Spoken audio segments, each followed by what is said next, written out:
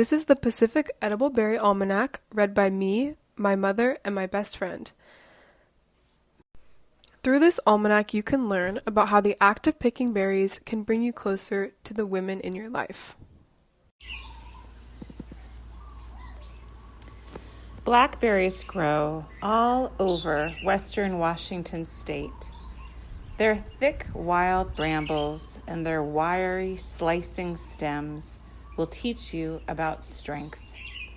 They are invasive to many areas and can appear in suburban neighborhoods, parks, and even the edges of beaches.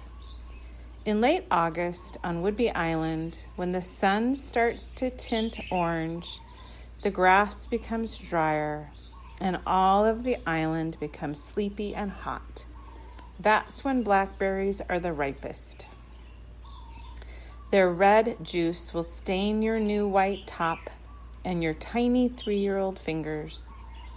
Although blackberries are invasive and grow all over the island, somehow only your mother will know the perfect picking spot, as berry picking is sacred.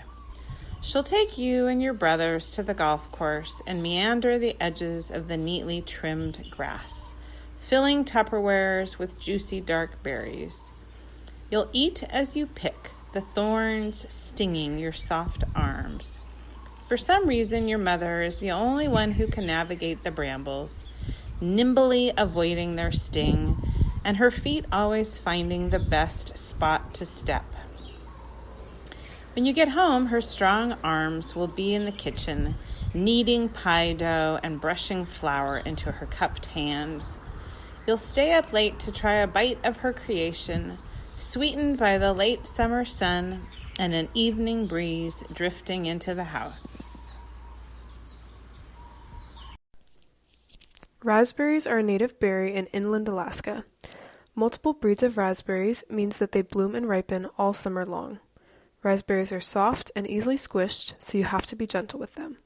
They teach you about love. They're a diverse ingredient, and you can enjoy them preserved in jelly or fresh alone.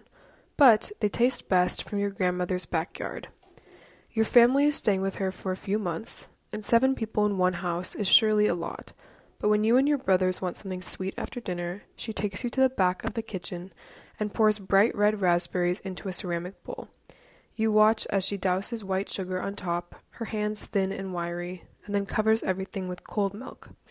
She is assertive in her age, a looming matriarch peering over your family, sometimes eerily so.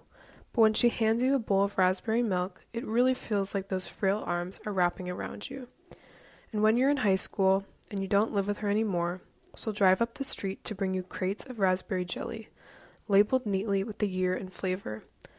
And when you're about to leave for college, she'll show up at your house one last time, not for a hug, just to deliver a can of raspberry jelly. The original bright color of the raspberries will be muted by hours of heat and sugar, and hidden behind a thick glass jar, firm in your hand. One of Alaska's most famous fruits is the blueberry. The ones you find growing wildly are small and low to the ground, and they spread all the way from the southern sea up to the northern mountain ranges.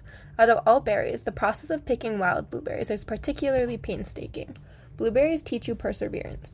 They are the ripest in late fall, almost September, when the earth is soaked wet and you can't move a blueberry shrub without water flicking off of it.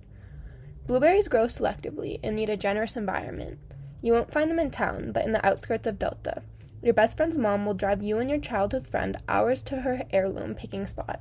Your knees will press against the spiky shrubs, barricaded by rain pants and boots. It's hours of picking, one berry at a time, ricocheting in your plastic container.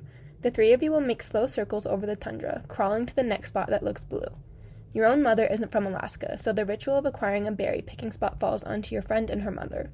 You'll gaze at the 2 of them, mirror images of a brightly colored rain jacket hunched over against the ground. You'll watch their patience reflected on each other, identical long fingers plucking fruit. Your hand will be freezing and sore by the time you get back in the car, but that evening her mom will fold fresh blueberries into dark chocolate and sprinkle salt on top, and you'll chew on a chunk of it by their fireplace, your mind wandering again to your own mom in a golf course thousands of miles away. Thank you for listening to this collaborative work. If you ever want to go berry picking, consider asking one of the women in your life to take you so that they may guide you through the process. You may be surprised at the types of things you may learn about beyond berries. Thank you.